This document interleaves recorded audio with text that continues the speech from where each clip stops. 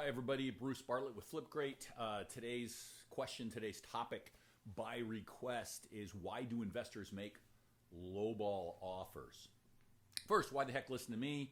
I was one of the founding managing partners at Sequoia Real Estate Partner, where we aggregated together a lot of private money, went out and bought fixer houses and apartment buildings, fixed them all up, sold them all. All the investors got all their money back plus their profits. So perfect batting average there. Everybody made money on everything, and everything I've ever done on my own account, we've made money on too. So perfect track record. I've been featured in the Wall Street Journal, featured in the Los Angeles Business Journal, been on Fox Business, been quoted in a few different publications, and every single year, I don't know, maybe 6 or 7 years running now, I'm invited to speak on a panel or two at the nation's largest conference on single-family investment. So, first of all, let's talk about those investors. Those flippers who play an absolutely critical role in the market. The press loves to sort of badmouth them. For a long time, you'd see these articles about I can't buy a house because an investor gets there first.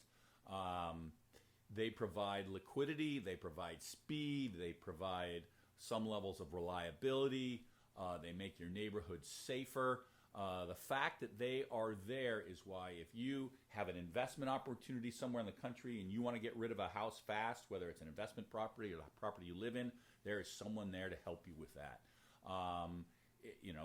That's the whole reason why why there isn't a horrible property sitting on your street causing blight and decay and pulling down your property values and increasing the crime level in your neighborhood. So investors are really, really critical to this marketplace.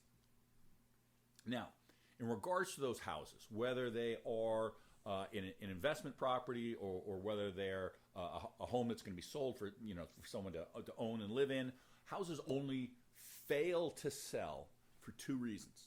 Okay, reason number one is exposure. So, do people actually know that your house is for sale? In the era of the internet, when you can have 57 photos of just your kitchen on Redfin or Zillow or Trulia or whatever website opened up last night, generally speaking, that is never the issue, okay? So then there's only one other thing. What is it? Well, it's price. If your house isn't selling, it's because the price is too darn high.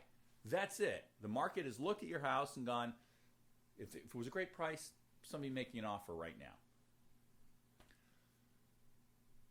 So, let's get back to the question at hand now that we have established that, and that is, why do flippers make lowball offers?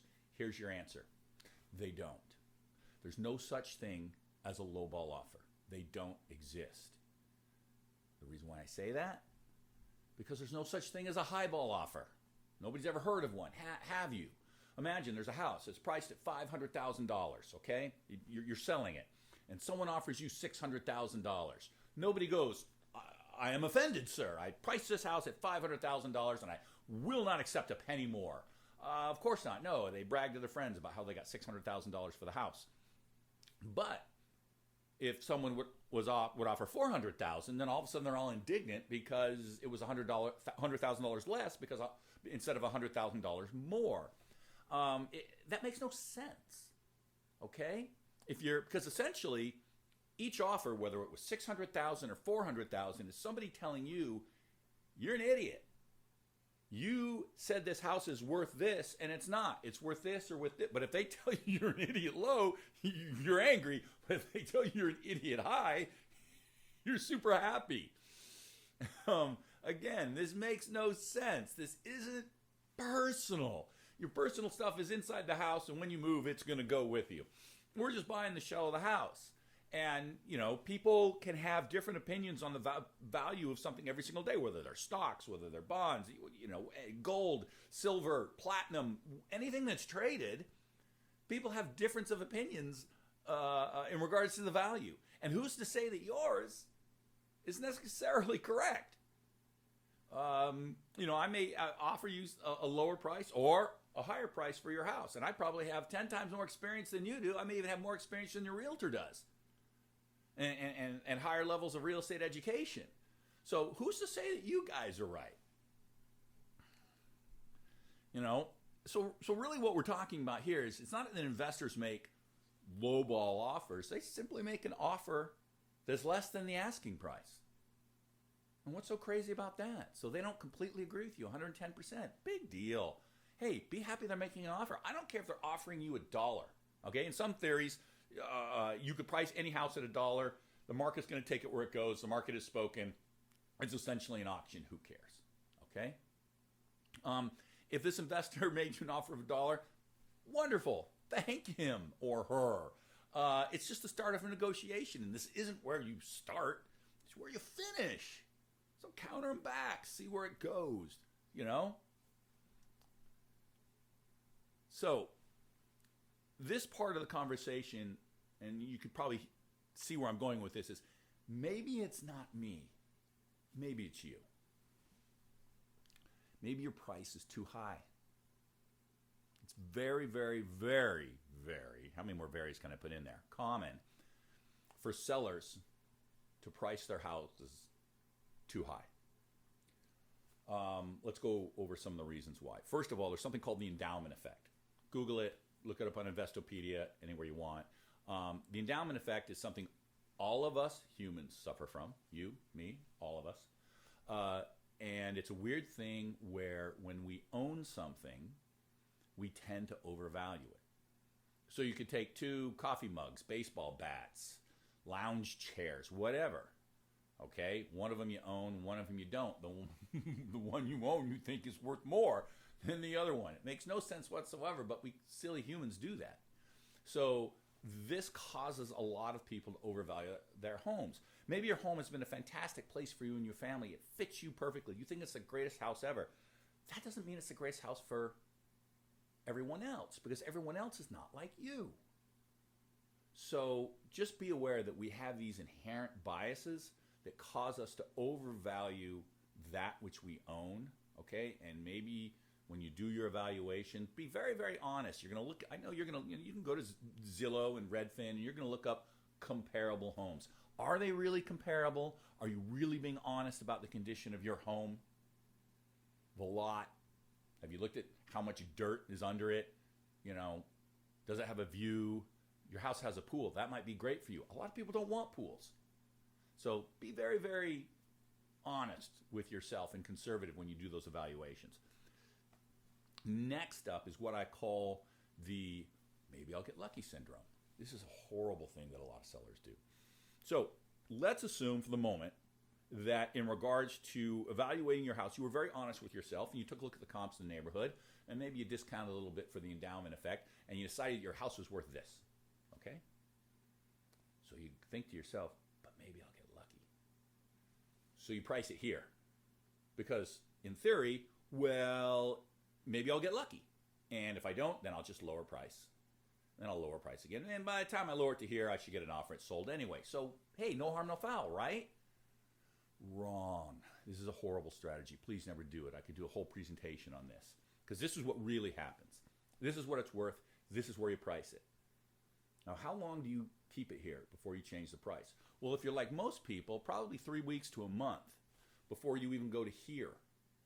In 3 weeks to a month, your house has lost all of its mojo, okay?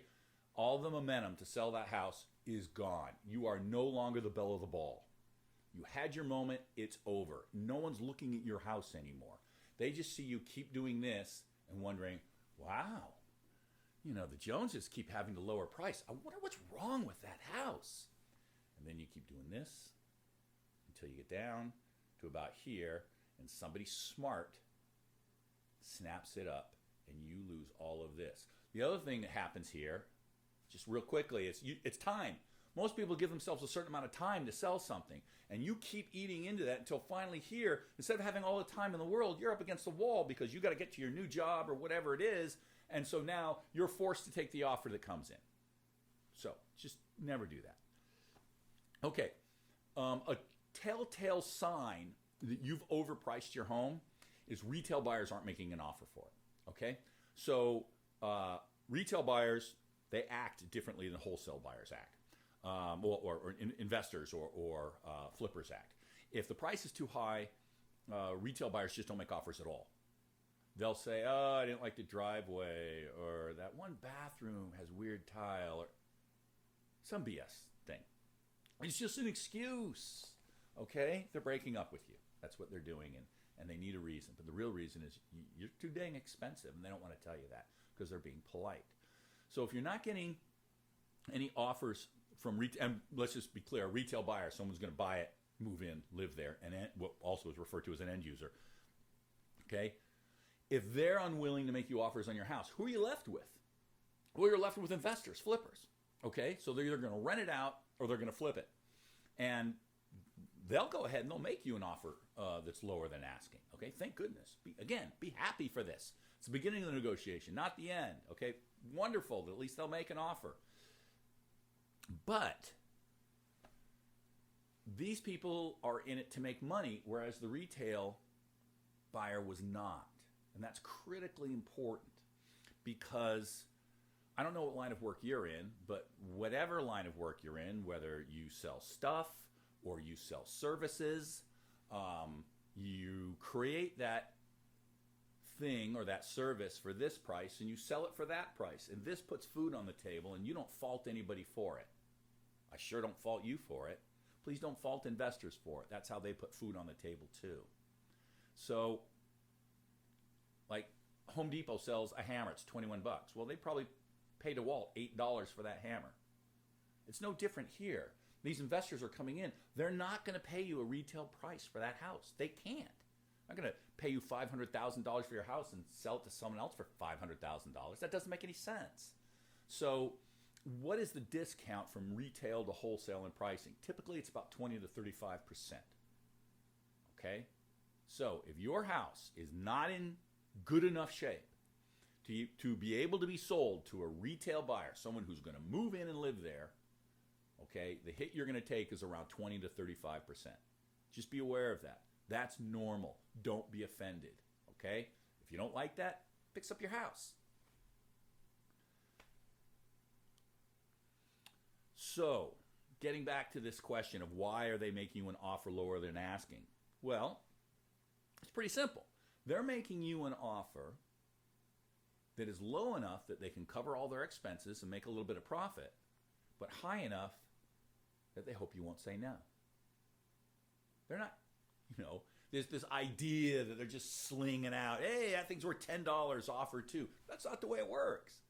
They are doing a lot of math. They are taking a look at what they think your house is going to sell for after it's all fixed up. They're going to take out the sales, escrow, and title costs and all the other very, very high sales costs that are involved in selling that property. So they're going to subtract that. Then they're going to subtract the cost to fix it up, which is way more than you think it is. You probably watched a couple TV shows. They're all BS. We'll talk about that in a second. Okay? Then after subtracting the cost, okay, of fixing it up, they have to subtract the cost of financing it because it takes a lot of money to do all this. They got all the money to buy your house and all the money to fix it up. Typically, it's not just, oh, I'm paying all cash. No. That's not the way the industry works. They're probably financing with some sort of a lender. And they're not paying 3% for that loan. They're paying 12% for that loan. So this is very, very expensive work. Now, they also have to subtract out the cost of buying the property. Yes, most of the costs are on the seller, but the buyer has costs too. Those run around 1.5%. And then they actually have to make some money and compensate themselves. It's not just make some money. They need to make enough money to compensate for all the risk that they took. Typically, that's around 15%. Now, let's go back to those TV shows for a second. I sit here in a rather unique position in that in my previous career in the entertainment industry, I sold reality TV shows. I was a literary agent.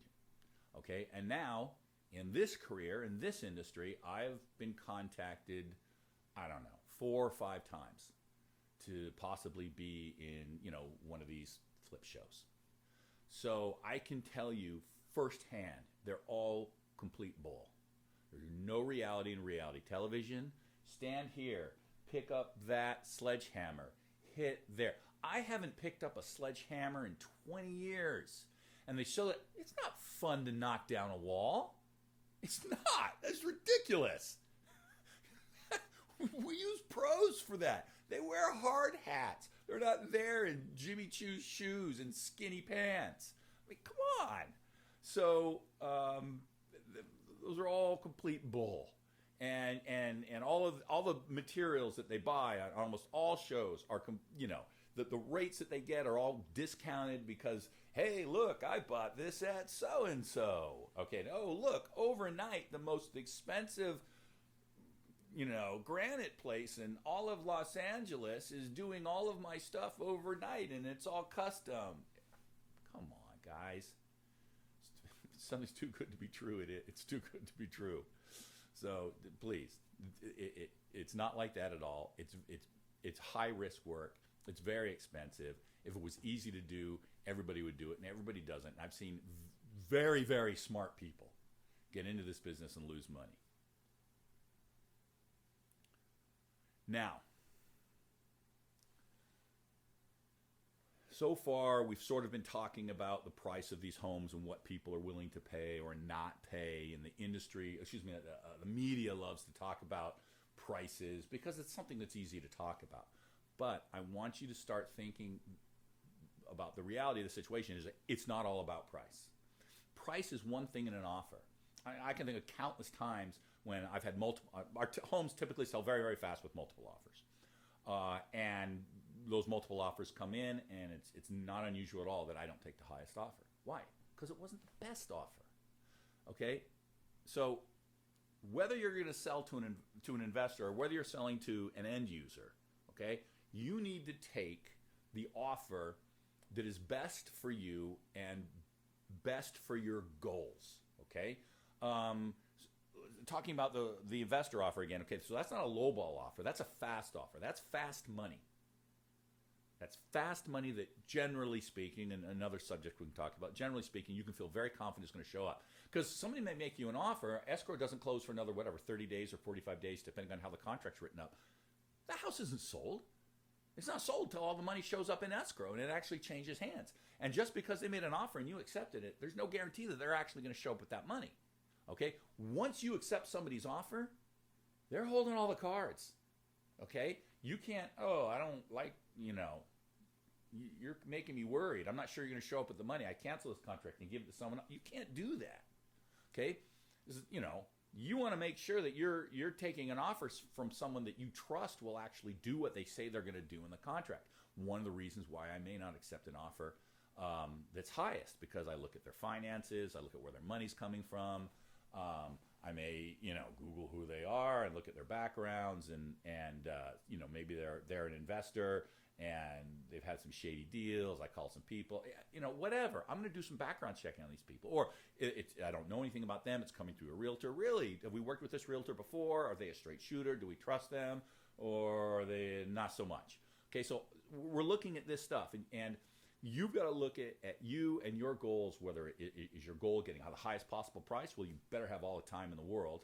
Or is your goal, no, I've got to take a new job in, wherever, Great Falls, Montana, and I've got to be there in 3 weeks. In which case, time is what's most important. In which case, if you're up against it on time, then reliability is going to be really high on that list too. So again, it's not all about price. There's all kinds of other things that people have going on in their lives, and things other than price sometimes are what's most important. So price, speed, reliability. Do they want repairs? Well, that's going to slow you down. Generally speaking, I say don't do any repairs. Turn that into giving them a credit. Do they actually have the money? Where is the money? I've had people make me an offer, and they say, oh, it's a great offer, and you open up and you look at their proof of funds, and the proof of funds is in a retirement account. So you're telling me that you're going to cash out of this retirement account, and you're going to take a hit from the IRS to buy my house? Yeah, I'm not really believing that. So sometimes we've had situations where you buy it and then they want to rent it back from you from a certain period of time while they sort of get their affairs in order. So now, or they want a super long escrow. Not everybody wants a super short escrow. I always ask, what's important to your client? How can I help them so we can have a transaction take place? Okay. It's kind of like ice cream. Okay. Chocolate is the most popular flavor. And vanilla is number 2. I think they combine about 30% of the market. But if all you offered was chocolate and vanilla, 70% of the consumers that walk through your door, if you had an ice cream shop, would be unhappy.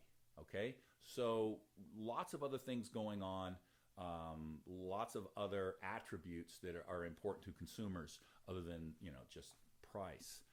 Um, Now, unfortunately, we're in an industry where it's sort of limited to chocolate or vanilla.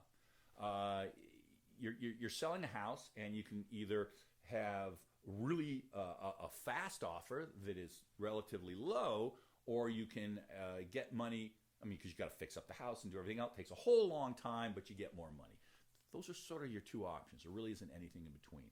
So we've talked about what fast money is. Fast money is lower money because it's going to be a discount of about 20 to 35%, ballpark. But let's talk about selling for top dollar, because realtors are going to tell you that it's great and that it's easy to do. Don't believe them. Most of them don't do this. They don't risk any of their own money, and they have truly no clue as to how this works. They're realtors. They're not investors. You want to know how this works? Talk to an investor. So, in regards to how much it's going to cost to fix up, well, it depends on how much work needs to be done. We're talking about what I call fixer houses. If all it needs is paint and carpet, that is not a fixer house. Okay? A fixer house is, because any end user can handle that. A fixer house is something that whatever the combination of things, problems, issues it has, they're big enough to scare away a retail buyer. And if they're big enough to scare away a retail buyer, it's not just paint and carpet. So we're talking about foundations, asbestos, mold. The entire inside of the house looks like 1973. These are broken foundations. It needs it. The laundry room is in the middle of the kitchen, and I mean, this is really, really big work. And so that scares away. A DIYer gets scared off by this. And I can go into a whole other presentation. I will, why DIYers should never buy fixer houses. So if it needs this much work, I'll just let you know. If we have to tear something down to the studs and completely redo the house, we're doing all those things I just mentioned, and the roof and the electrical and the plumbing and a new electrical panel and, new water heaters and blah, et cetera, et cetera, et cetera. And all the new bathrooms, new kitchen. That's basically here in Los Angeles. That's $100 a square foot. Okay, that's what it costs me. It's going to cost you almost twice as much. Okay, because I have people that give me great rates because they've worked with me all the time. I know what to do. I know what not to do. When someone gives me a price, I know if it's too high. You won't. You won't know the right materials to use. I'll do it 10 times faster than you. But let's just talk about money for a second. $100 a square foot. So you've got a 3-bedroom, 2-bath home that's 1,750 square feet. For me, that's $175,000. For you, $250,000. Okay, and it could go much higher. Humans are wonderful animals. They learn very rapidly. The first time we do anything, though, we usually do whether it's walking or talking or eating or throwing a ball or running, whatever it is, we do it horribly. That includes fixing up a house. So a lot of the things that you do the first time, you're going to do wrong. And so either you're going to have an inferior product when you go to sell it, or you're going to have to redo it, and you're going to have to pay for it again. Again, one of the reasons why for DIYers it gets very costly. I say never, never do it. I mean, if you grew up with your dad who was a general contractor and you went to him on a job site all the time, wonderful, great. But most of the time, the first time we do something as humans, it's horrible, it's all messed up, and we have to do it again and again and again.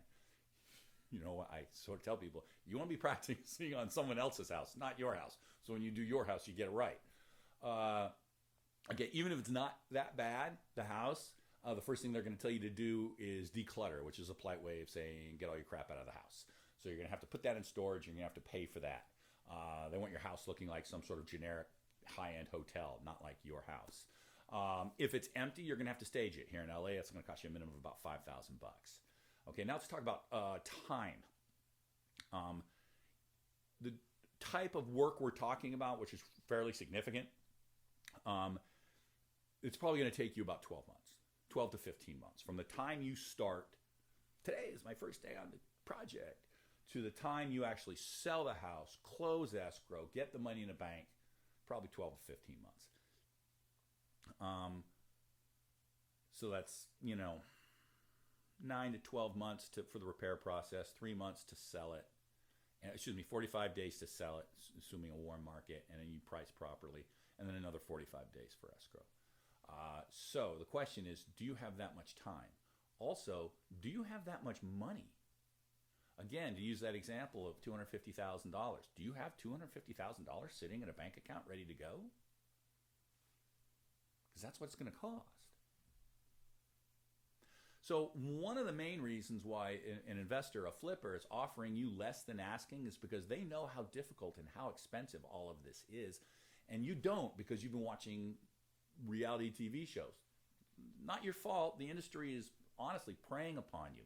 There's an entire DIY industry that wants to make you think you can do all this. It's like, oh yeah, you got it. You get into that house and you lift that foundation.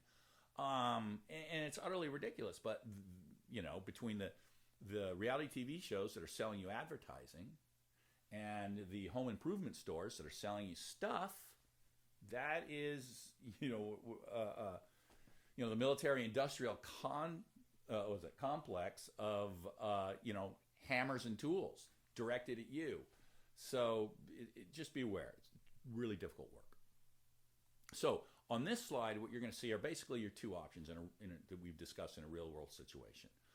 On the right, you have selling it as is. So it's going to be a wholesale transaction. You're going to be, you're going to have to take that, 25 or 30% hit. In this case, these are real numbers. The house was worth $975,000. After the closing costs, that means they got $911,625. You didn't do anything to fix it up, so you got $911,625 from the sale. Just to keep all the math simple here, we're going to assume that there's no mortgage against the property; it's all paid off. Time to get your cash: 1.5 to 3 months. Okay, so that's option number one. Let's look at option number two. Option number two is you got to fix it up.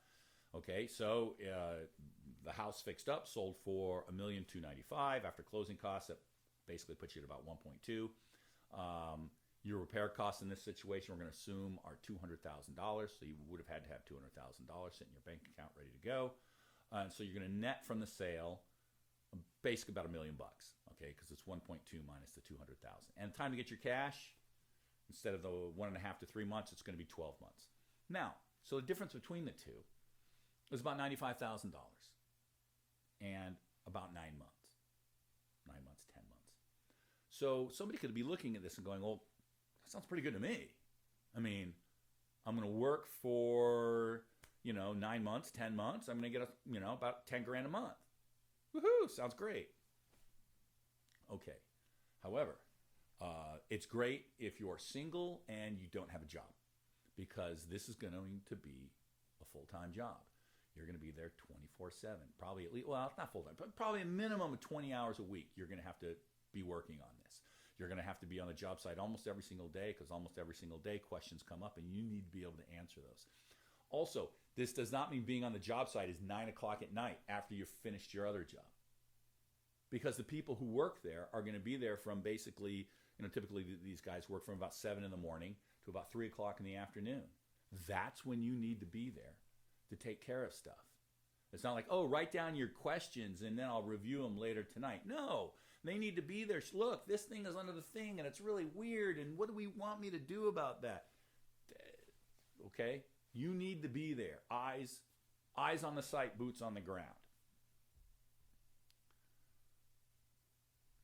So those are your two options. One, you get out fast and you got $911,000. The other one takes a long time and you get about $1 million. Okay. But what if there was another way of doing it? What if, I digress. Please tell me you're not living in this house when you're trying to do it. If you're single, fine, go for it. If you have a spouse, if you have someone you love, get out. Okay? This has a high probability of destroying your relationship, trying to live through something like this. Again, a whole nother presentation. Just never do it. Never try it. Okay? There are things more important than money. Back to what I was talking about. A third way of doing things. Okay? One where you don't have to have learn an entire new industry that you don't know. that doesn't require you to spend 20 hours a week at a second job and risk your marriage? What if there was and cost you $200,000? What if there was a third way? What if you could have your cake and eat it too? Well, that's what we're showing you on this slide here, because that's us. That's FlipGreat. So it's the same situation. The only difference is, instead of you doing all the work, we do it. And you don't pay us to do it. We pay to do it. We pay for everything. You don't spend a dime.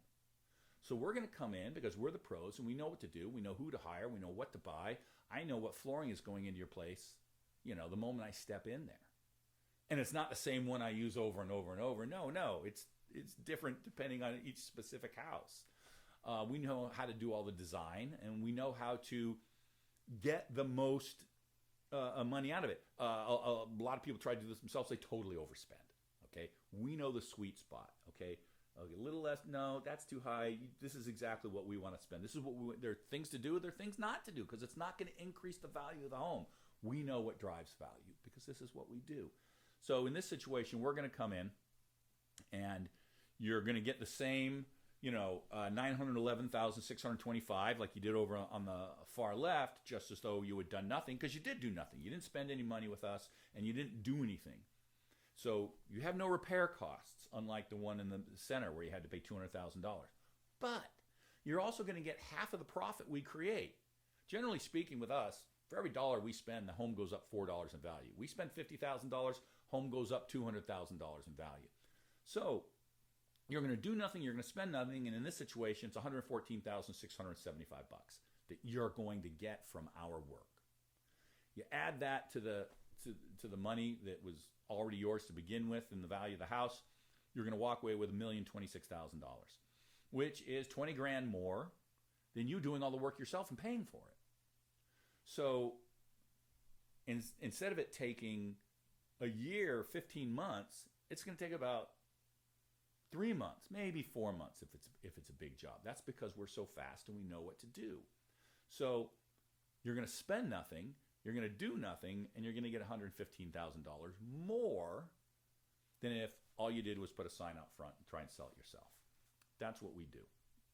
We're basically giving away free money. No, I really mean that, and here's how.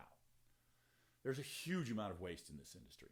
So on a slide in front of you, what you see is the way it typically works. You got Homer Simpson, he's got a busted up house, and the Flanders would love a new home. They don't want to have to fix up Homer's busted up house. Okay, so it's got to go through some flippers, some investors first. On that transaction is about 8% in transaction fees. So here in LA, we're going to call it $1 million house. On that transaction, $80,000. Realtors, escrow, title, Los Angeles County transfer taxes, all kinds of stuff. Okay, and it's not just on Homer's side, the seller side, also the flippers, they have transaction costs too. If you add those all together, it's about $80,000 gone. The flippers do everything they have to do, but then when they sell it to the Flanders family here, there's another 8%, okay, just disappears. Now, we can't get rid of all of that, but we can reduce it down to one transaction because we're going to fix up the house before Homer sells it. So that saves $80,000 in transaction costs right there, okay? And also remember, when I said, hey, every dollar we put into a house, it goes up about $4 in value, okay, that creates a lot of additional profit also that can be split between us and Homer. So as you see that, and we're going to get it done in about 30 days, typically, if it's really, really bad, maybe 45. So it's going to happen fast, unlike if you do it yourself and it's going to take 9 to 12 months. So we're much faster, okay, we're better at this, and we share the value we create with you. You don't have to do anything, you don't have to spend anything, okay? So this is the way it works out. The Flanders get their wonderful house. Homer's a happy guy because he gets a whole bunch more money. And along with the money that didn't have to go to LA County and escrow and title and realtors, is it didn't have to go to my banker because I didn't have to buy your house. Sorry guys. I love you guys, but so again, here Homer does nothing, he spends nothing, and he gets extra $115,000. This actually is that same kitchen on the house that was there. So this was before. It's not like it was a horrible kitchen, but this house had foundation problems. It had mold. If memory serves, I believe it had some asbestos. It had a lot of issues with all the windows. It had some. This house was worse than it looked. All of that flooring actually was destroyed and had to go. Anyway, we turned it into this. We do all the work. Okay, we pay for everything. 30 days or less. Use any realtor you want, as long as there's no conflict of interest. It's not a family member or something like that. We have to approve the realtor. Make more money when you sell. This was in Rancho Palos Verdes. Turned into this. We split the value that we increase with you. You sell faster. That turned into this. No hassles. Now, if you don't have a fixer house in your vast portfolio of homes, but there's one across the street, or your friend at work has one, or your sister, you can refer them to us. And if they use us and they go through the process, and at the close of escrow, $5,000 from our end, not from your friend's end, $5,000 from our end is going to go straight from escrow into your bank account or wherever you want it to go. So we think this is a fantastic new way of doing business. We think it's going to help a lot of people out. Most people don't know it exists. You know, if you didn't know chocolate ice cream existed, you wouldn't know to Google for it. So people don't know that the service exists. So we're just trying to get the word out, and we're happy to pay for referrals. So that's it. If you're here in Southern California, you have any questions, I don't care. Gosh, you could be in Iowa if you have questions. Contact me online. Happy to answer any questions you have. And everybody just be prosperous and stay healthy. Thanks.